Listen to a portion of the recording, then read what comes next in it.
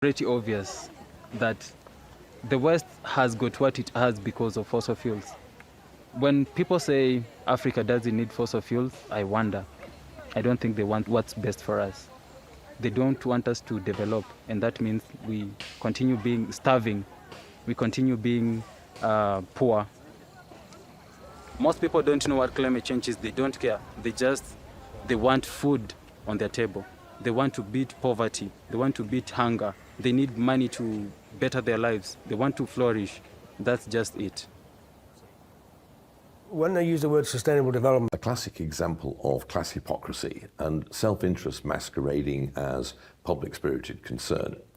You could take these kind of green socialists much more seriously if they lived off-grid, they cut their own consumption down to the minimum, they never flew. Instead, you get constant talk about how human consumption is destroying the planet, but the people making all this talk show absolutely no signs of reducing their own.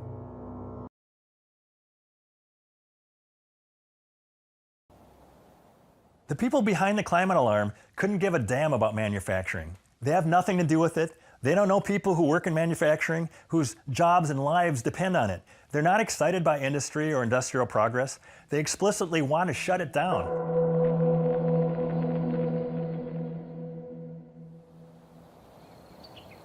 Kisii, Kenya, East Africa. According to many leading environmentalists, the world's poorest people should not aspire to the lifestyle of people in the first world.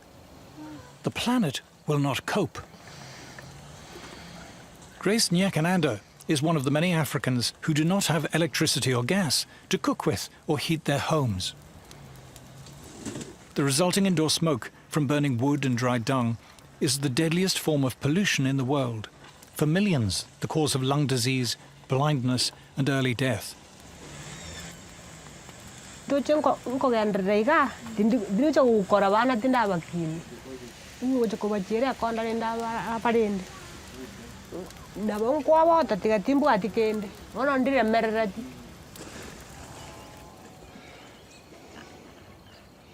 It's not just cheap, reliable electricity that Africa needs.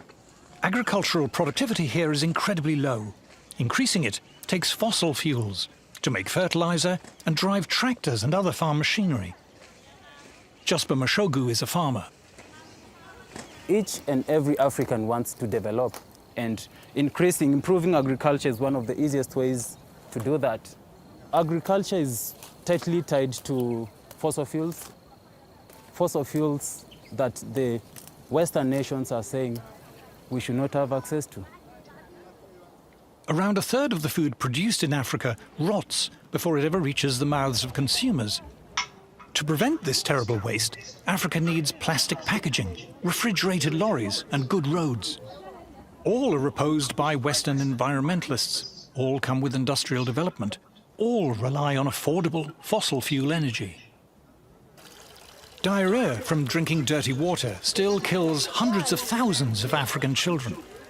But clean water requires large industrial water purification plants and a modern water supply network. And this will come only with cheap energy.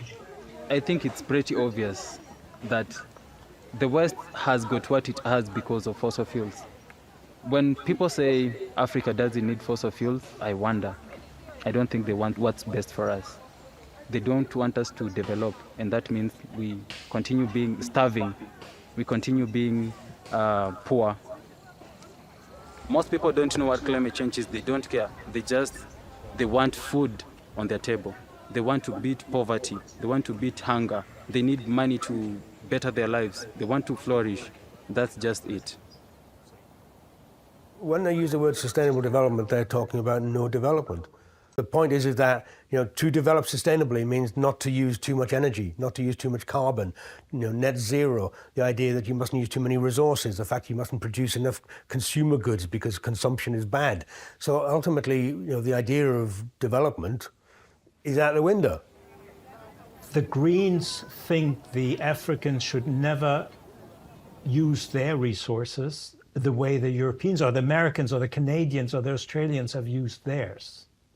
They are also in favor of punitive taxes, border taxes on any African country that wants to export their goods to Europe if they do use their resources. So that sums up the ethical ruthlessness and depravity of the green agenda.